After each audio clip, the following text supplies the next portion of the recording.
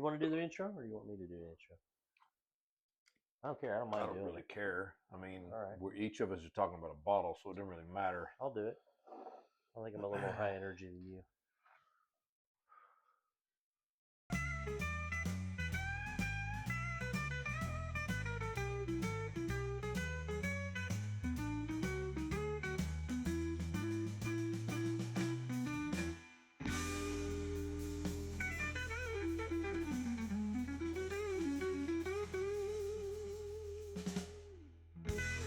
Hey there, this is High Proof Low IQ. Welcome back. My name is Gordon. This is Scott. Low energy, Scott. Low Energy Scott. So here we are. We're going to do a couple of fresh cracks, and we're going to talk about them. First one we're going to talk about is going to be the Old Dominick Single Barrel. It's 121 proof. It is 7 years old, and it is a store pick from a local store here in Chattanooga. I don't know if you can see that, but it's Imbibe Spirits, and we're going to go ahead and do that. Scott has a bottle that he's going to talk about. Gunnar's Bourbon. Gunner's Bourbon. Gunner's Bourbon. Gunner's Bourbon. So this one is out of Sedan. I guess that's how you pronounce it. Sedan, Kansas. Okay. Which is supposed to be the wheat state. So, which is great because this is a wheated bourbon. All right. This is a 63 corn, 34 wheat, and I can't do math, 3% barley. 90 proof, significantly lower proof than that. So when we try these, we're going to be trying this first. Okay, we'll go ahead and try that one first. Scott can talk a little more about it while he's pouring the glasses out. Will be glass number one for both of us. Yup. All right. In the meantime, while he's doing that, I'm going to tell you a little bit about the Old Dominick, right? So Old Dominick is out of Memphis, Tennessee. Memphis, as some people say. So the mash bill on this one is 83% wheat, 12% corn, 5% malted barley, and this one comes in at 121.38 proof, and it is 7 years old. And I'm going to read a little bit about the bottle on here. It is made in the Old Dominick Distillery in Memphis, Tennessee. Hold on. America. Go ahead. America. Made in Memphis, Tennessee at the Old Dominick Distillery in the heart of downtown. Around the corner and 150 years down the road from where our family started. Come visit us at 503 South Front Street and share a sip of history. The barrel entry proof is 110, and the distillery number in Tennessee is TN 21063. As I said before, it is 121.38 proof. Okay, now we're going to talk about the Gunner's Bourbon. We'll move this off to the side. I mean, I told you mostly what I know about this. I picked this up in the great free state of Florida, which is kind of cool because we're in Tennessee and I've not seen this anywhere. Honestly, I've not seen this in several of the states I've been to. But this one I did pick up down there and talked to my good friends at Beach Liquors. And he recommended that we take a flyer on this. He said it's actually a pretty dadgum good bourbon for a 90 proof bourbon. As I said before, 63, 34, 3. So this is a wheater for sure. There's no rye in this one. Should be a little sweeter. It's a low proof. For me, I'm not really generally less than about 100 proof is where I kind of draw the line on what I like. But I thought, you know what? I've not seen that anywhere. I'm going to give it a flyer. We'll see how it is. Right. So we're going to go with the 90 proofer first, see how we like it. It might not be any good. Right. I don't know, but hey, I've been in this game long enough in terms of, if you look behind me, I've got a lot of these bottles. There's a lot of really good bottles that are allocated bottles, but there's also a lot of really good under the radar bottles. And I kind of hope this is one of those. It might not be, but there's a lot of good bottles that people don't know about. And they're really good things. So we'll give it a go. Yeah, and I have to agree with you. There are a lot of bottles out there that are not allocated that are really good bottles. Yep. And a lot of times the allocated bottles are overrated. and they're basically, you know, resting on their laurels, I guess, or they're counting on the rarity of the bottle or the name on the bottle. And in this case, I'm really hoping to be impressed. There's no age statement on this. It could be young. Okay. So My first thought is seems a little young. Yeah, I'm getting some grain on this. Yeah, it's very grainy. Very grainy.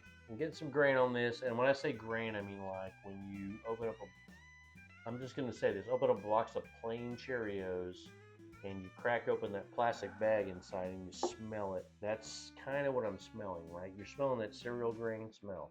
Or you go out in the middle of that wheat field with your honey, and you put that picnic blanket down. Wait for it. Here it comes. And you eat some, pick your clothes off, and you eat some peanut butter and jelly sandwiches, and then the ants and the bees come. All right. Stop it. Sometimes it stop me because I'll just keep going. Stop it. Get some help. Yeah, I'm getting a lot of the it's grain forward. It's not a bad thing necessarily. I don't love the nose. It's not a bad thing. I don't love the nose right off the bat, and you can tell it's not a very dark. I mean, it's 90 proof, so it's watered down. So this looks a little darker on the video than it really is. It's more of a lighter color, a very light amber maybe. And I'll have to say it looks like it probably needs a little more time in the barrel, but we'll see. Okay, so I don't dislike it. It tastes like it's pot stilled. It's sweet, and it's got a very heavy cereal grain flavor. I think it is very young tasting. That's all. Yeah, I'm with him. I feel like if they didn't proof it down, and if they let it age some more, you could see something special with this. But if you just went with a thumbs up, thumbs down, I wouldn't want to give it a thumbs down. I'd probably give it a thumbs sideways because I just don't know. I feel like I look at this and I'm like, if it had less water and it had more age, it'd be better. So I'm going to ask you a question before I give it a rating. What did you pay for it? $35. I'm going to give it a half a thumbs up, and I'm going to tell you why. Because I like it. I don't love it, but I like it. But for $35, it's pretty good. Now, that's the other reason. I took a flyer on it because he said at the price point, it's not bad. That's a fact. So I'm going to say that I agree with Scott completely on that. So it's not a if I paid $35 for this, I wouldn't be mad about it. You're not butthurt. No, I wouldn't be mad about it. It wouldn't be my first choice for a $35 bottle. But I will say it needs a little more time in the barrel or a little less water. I don't think this is their only. I think they've got other releases, but which I would love to try. But once again, I found this in Florida. It was kind of a one-off for me. They're not widely distributed. So. I'm going to say this. So I'm down in Florida and it's really hot, and I'm drinking something with some ice. This may be a really good option because I don't think ice would hurt this. This is going to be a good pour because it has almost no burn at all. It's very drinkable. It just tastes more cereal grainish. You can also throw it in an old fashioned. Oh yeah, this would be great for a mixer. Holy cow! Yeah, this would be fantastic in an old fashioned or a whiskey sour. Just because of the characteristics that it has. So I would never throw shade on this at all. It's a good bottle for $35. I'm going to say, what's a $35 bottle? If I was traveling and I didn't take any whiskey with me, which sometimes that's the case, I will probably, if I knew what this tastes like to begin with, I probably would buy this for a mixer for sure, because it's better than a lot of bottles that are sub 35, and I know what I'm getting already. So I would make an old fashioned out of this in a heartbeat. Yeah. Yep. All right. And it's kind of cool that it comes from the wheat state. It's a wheated bourbon came from the wheat state. But now that we've done that, we're going to transition over to a complete different animal, right? This is a weeded whiskey. I can't get that off of there. So you know what I'm going to use? I'm going to use a tool, and I'm going to cut into this and get this thing off Kids, of there. don't try this at home. I am a professional knife Wielding well, I'm going to say this. convict. I have cut myself many times. The folks in the emergency room, I don't think they know my name, but they totally know me by sight. So when I walk in there to get some stitches, they recognize me. So here we go. Old Dominick, single barrel wheat whiskey. Here we go. America. I'm fired up. You fired up? All right, here we go. I'm going to put my glasses on because it makes me feel better. Because you're old and you need to be able to read. All right, so I'm going to pour this in there, fresh crack. It's neck pour. Yep. Some crackness to it. All right, so here we go. We are going to decide whether we like this or not. So Scott has not tried this. I did try this as store pick at the store from a store here in Chattanooga called Imbibe Chattanooga. And I'm going to say that the only reason I bought this is because I tried it and I liked it. So this Funny thing about it is, new to Scott. We're in Chattanooga, we're in Tennessee. We don't get a lot of these old Dominick picks here.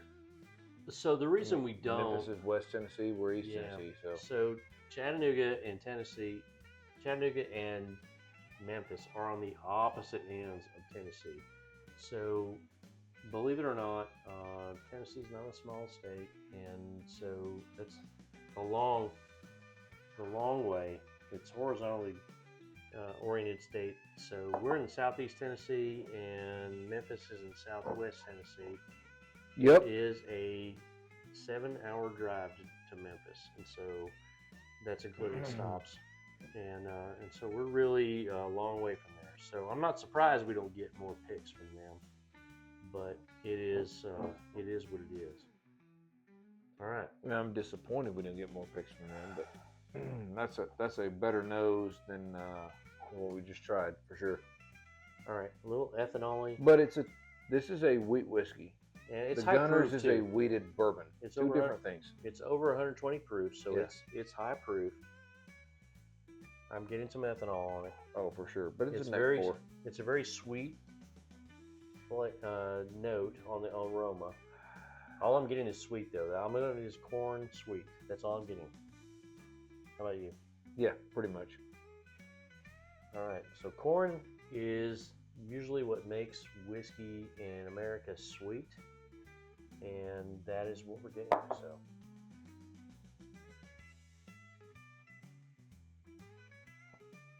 All right, and it is sweet, that's for sure. 83% wheat, 12% corn, 5% malted barley. I'm surprised they even bothered putting that 5% malted barley in there. Yeah.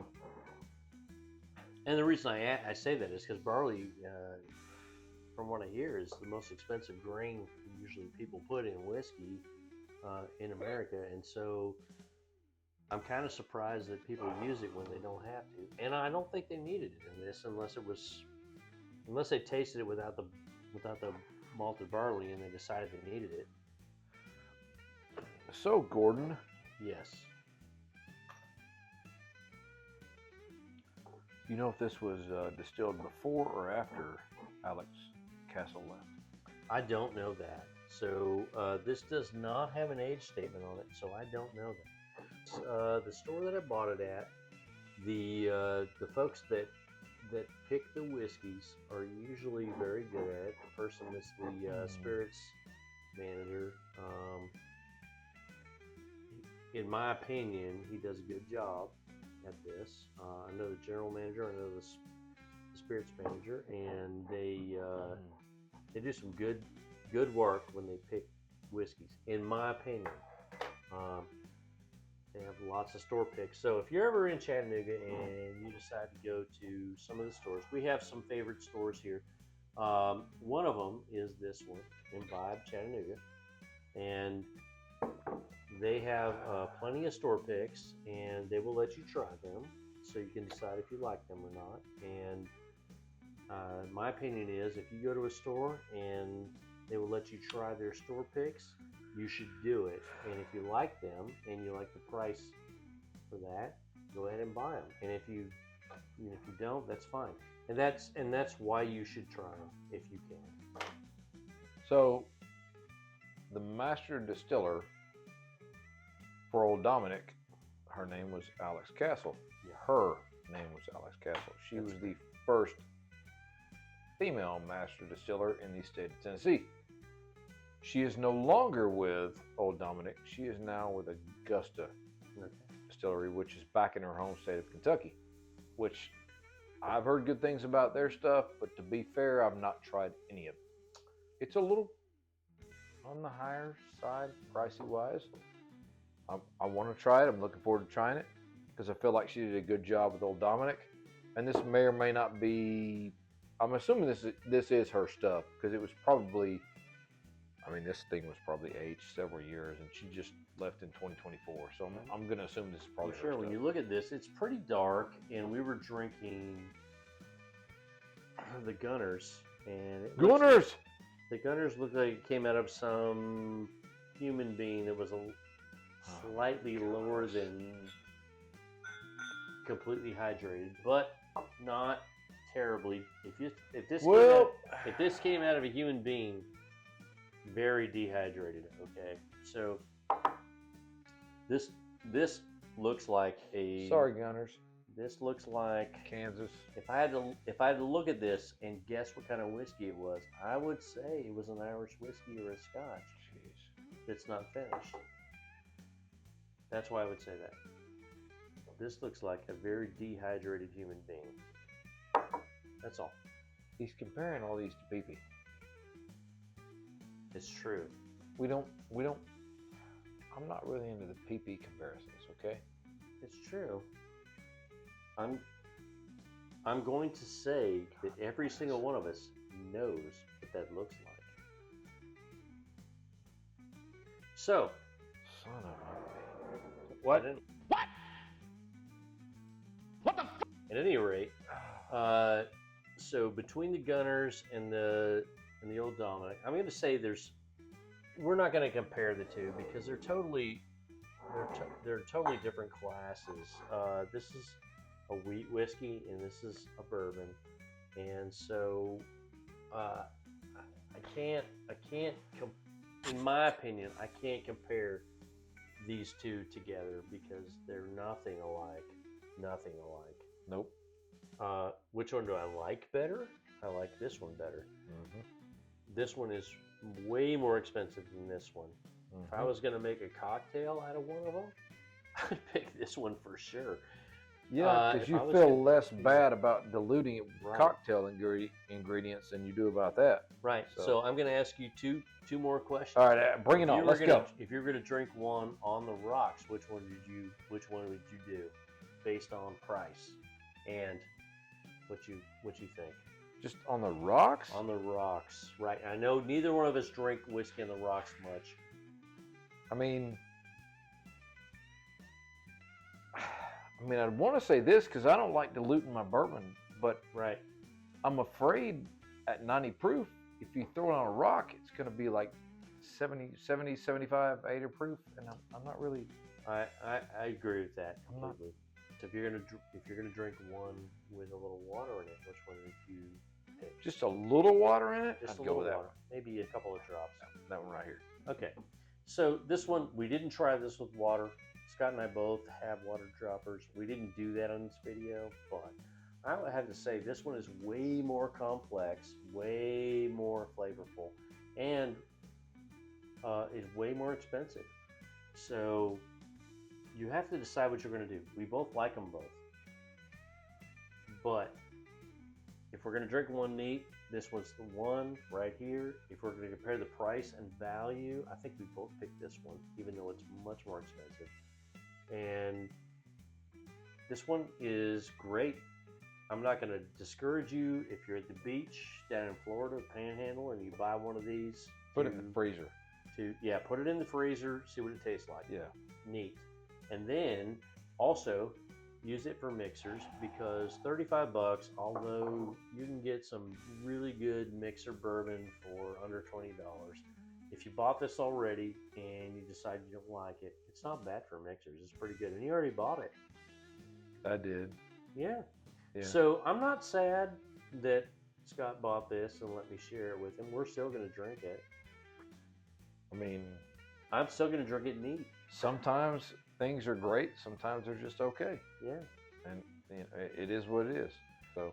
All right. So let's pick up the one we like the best, We're gonna which do- is yeah, the yeah, we got it. Old Dominick. Yeah. And we will say like, subscribe, and hit the subscribe button.